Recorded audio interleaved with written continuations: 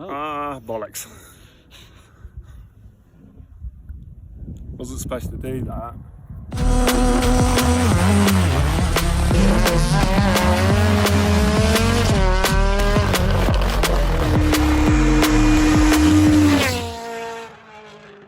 The Tour of Flanders is an event steeped in history.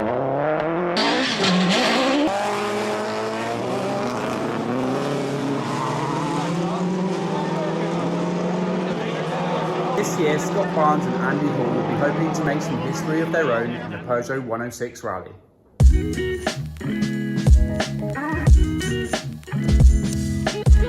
We're ready for Tour of Flanders now.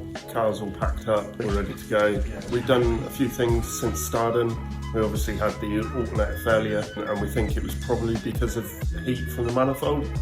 So between the two rounds, we've had the manifold heat wrapped and lagged really nicely. It's just like the world cars have got on their exhaust systems, which should help massively with cooling and keeping the alternator alive.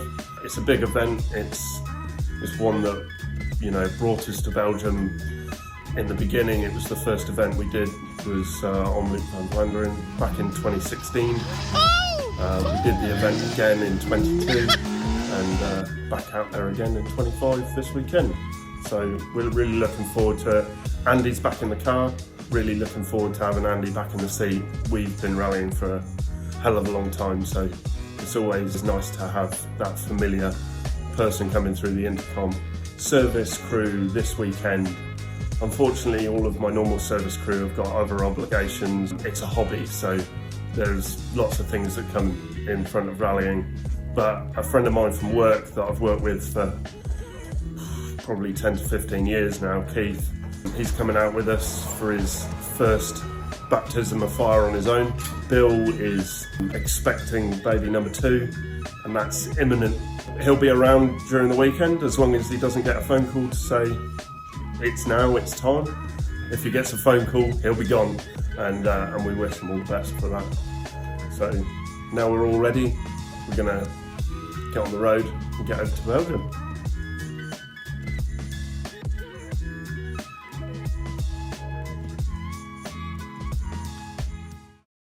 The Recce was similar to all the previous events we've done, aside from the fact that the organisers put on the really detailed sort of slow speed Recce videos, which were really useful. So we did a lot of work prior to crossing the channel, where we created the notes, we ran back through the notes, we fine-tuned them as well as we could have done. We did the loops of the stages, and there were only minimal changes to be made. There was nothing monumental, nothing fundamentally wrong. We made our way through it, and yeah, felt like the Recce was a success. So scrutineering done, we're all set up here in service. The scrutineering on these events are always a bit finicky. It's because it's FIA and everything has to be perfect. We've got a few jobs to do to the car to satisfy the scrutineers.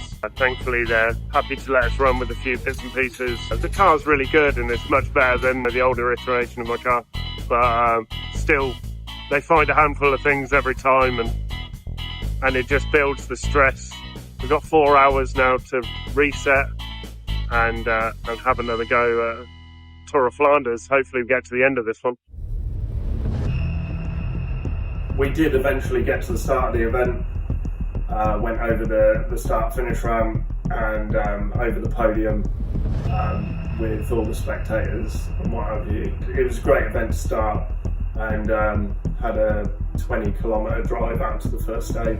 Yeah, we lined up and started building ourselves up for what was ahead of us, and yeah, nervous anticipation at that point, but all positive. We get to the start line of stage 1. You know, it was going to be the start of another good event, or that was the hope.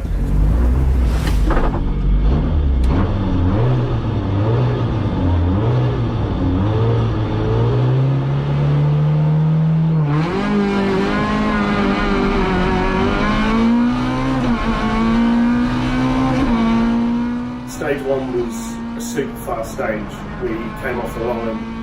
We had 500 metres of very fast flowing 5 and 6 rights and lefts, slowing into square right.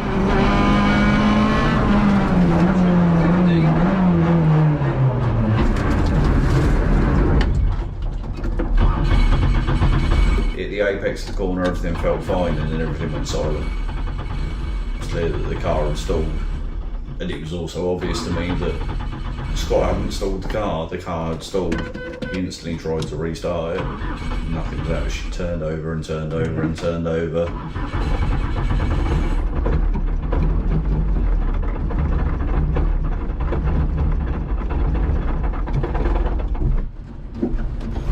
Side of the stage again.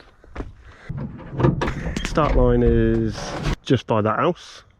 We managed to come all the way up here, go around that square, died there, managed to get it going again, died coming around here, and then we pulled in here.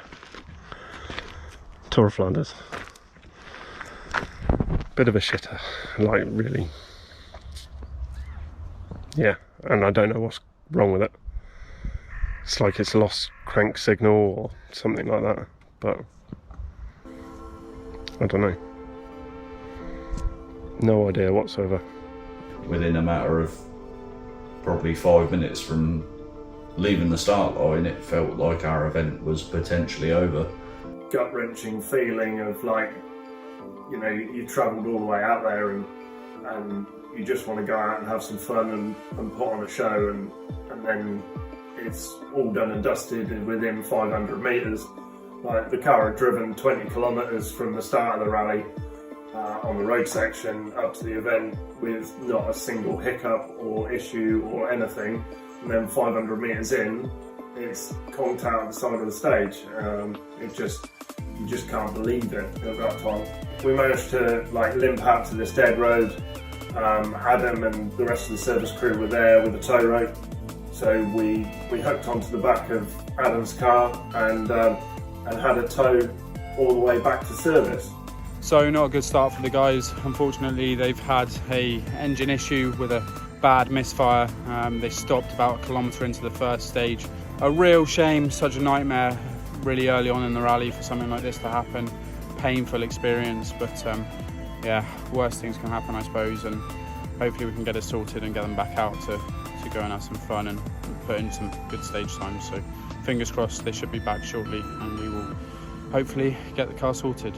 We get back to service, we start looking into potential issues. I'm quite confident that it was the crank position sensor that was gone. So we had a spare, we changed it, and I just tried it up and down the service area a couple of times and it seemed all okay.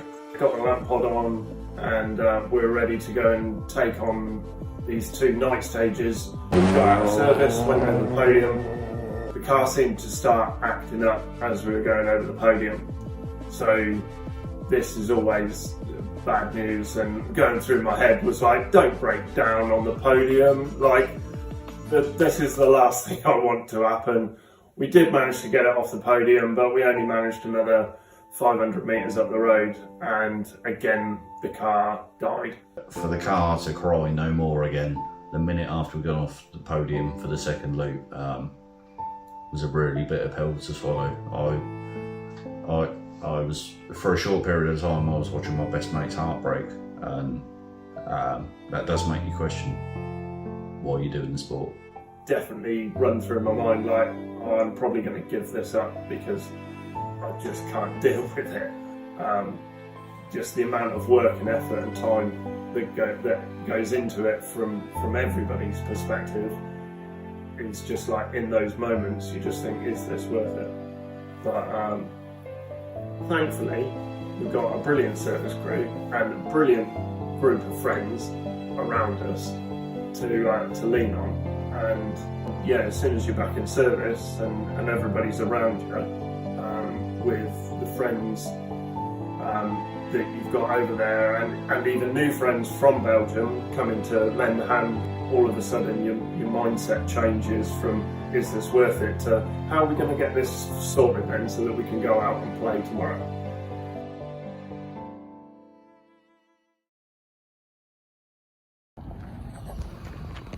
Okay, so Saturday morning we've We had a testing day yesterday. Pretty confident throttle position sensor was failing, so we had to retire from the second leg. So we didn't do any stages on Friday, which is heartbreaking when you've come all this way, all the time and effort and what have you put into going and doing the events. We managed to find a throttle position sensor, and a friend of ours from Belgium, thank you, you know who you are, came to our rescue for some wiring bits and pieces. It's now before 7 o'clock in the morning and we're about to kick off day 2. We had to get the car into Parc Fermé before 7, which we managed to do. Wasn't much sleep last night, so today is all about going out and having a load of fun, which is always the plan. You know, we're always out to have fun. There's just more emphasis on that now. Shouldn't be any results to play for, but let's go out and see if we can set some good stage times and have a good laugh. It's supposed to be really hot today, so I can't wait.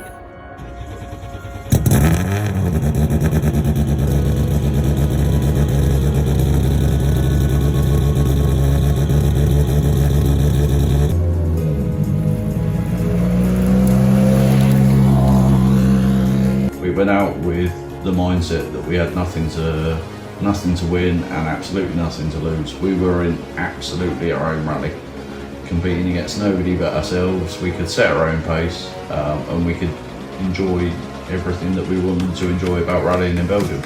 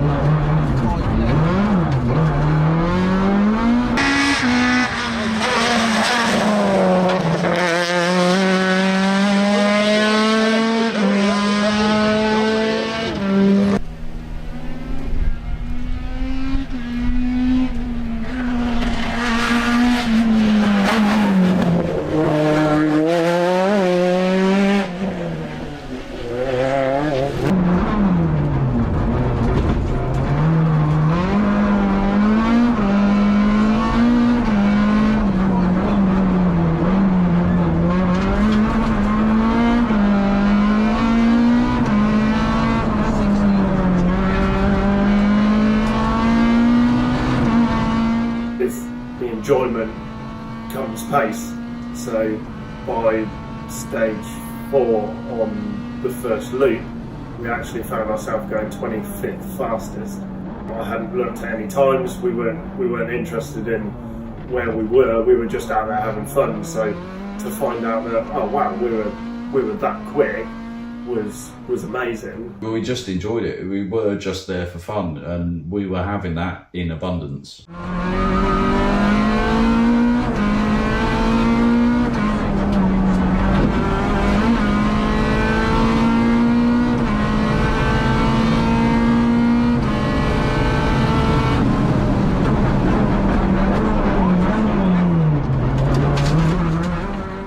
Roads are amazing.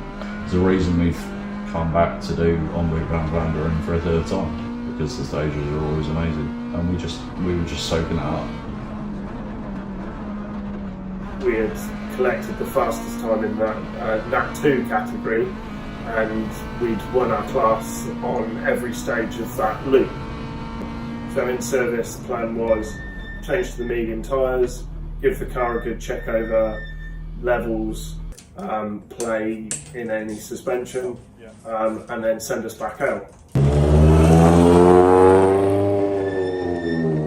The second loop was basically a case of more of the same, and that was all the plan was. It was a very simple plan: drive fast, have fun.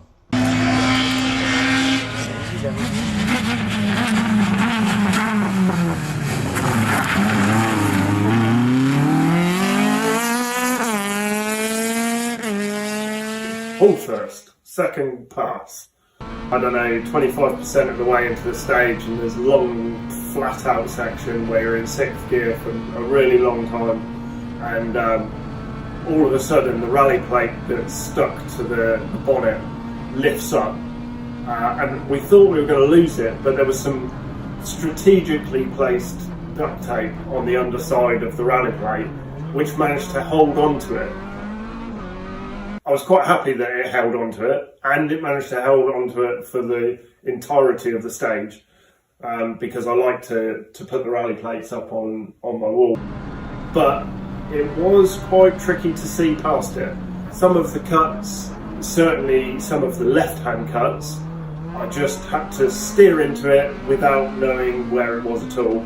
It's roughly there, I'm just going to turn it now. So I think some of them were perhaps a little bit deeper than we perhaps wanted to have been, and then others we completely missed because I just couldn't see the apex of the corners.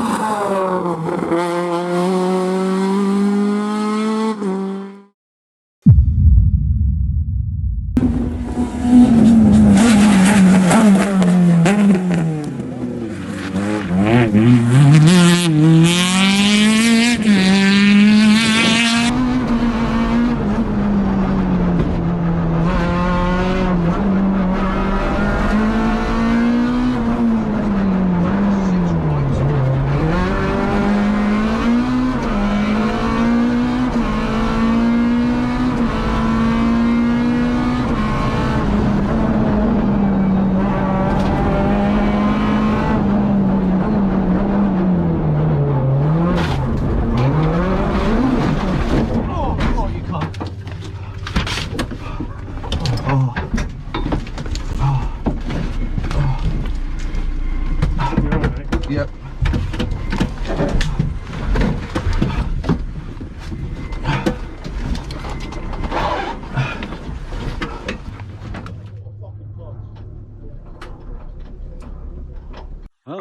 Bollocks.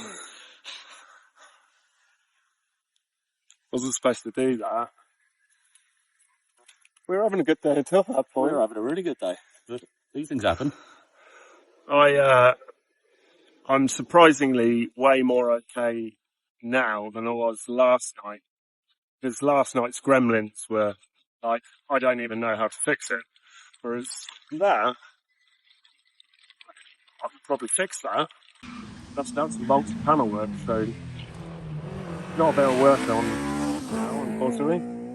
So we put it in that cut, and then as we exited the cut, it just spat us over the road, put us into this ditch, and then we hit the culvert at the end. I did keep it planted, hoping that it was going to come out. I didn't.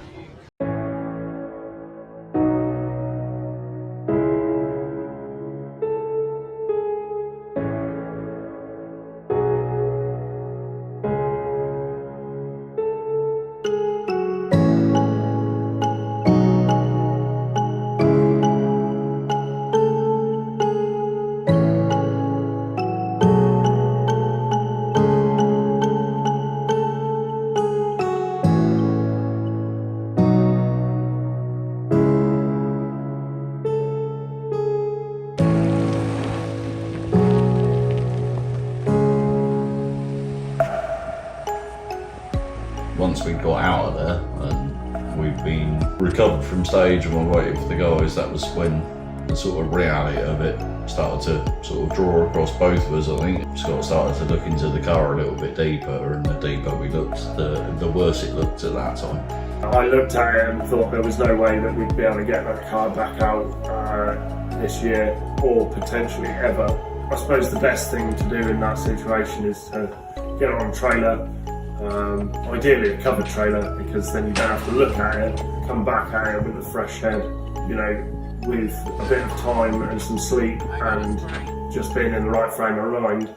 things are often more possible after the fact than they are at that time. We did some quick remedial work, put a suspension arm on it just to get it on the trailer. We could then release Bill to get back to Micah. We'd already stolen him for far too long during that day. So yeah, Bill headed off about 7 p.m. from us and headed back to Micah, and yeah, about 6 hours later Micah's waters broke, and their second child was on the way. To be leaving the accommodation the following morning and for Scott to give us the news that Micah had gone into labour and Bill was about to have the second most amazing thing in his life ever happened to him, that put everything into perspective. Sunday afternoon, baby Paynter was born. Absolutely amazing news. So yeah, that just raised the whole weekend spirit.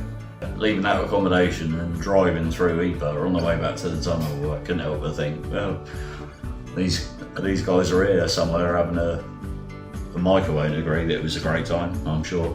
But there was something magical happening for them, and all of a sudden any negativity that we might have had from the rally just petered away. That was insignificant, so yeah. Something to like just bring everybody up after potentially coming away quite down and depressed about it. I don't think I've actually had my rally blues this time. You know, other than I've got a car to fix. I certainly haven't felt that rally blues that I have done with events that I've finished. With 6 weeks between the Tour of Flanders and the next round of the Flanders International Rally Challenge, it was looking impossible for Scott to get the car fixed in time for the Hemakuda Rally, but he was going to give it a good go. Check out our next video coming soon to see how he got on. Say goodbye, Pippa. Ciao!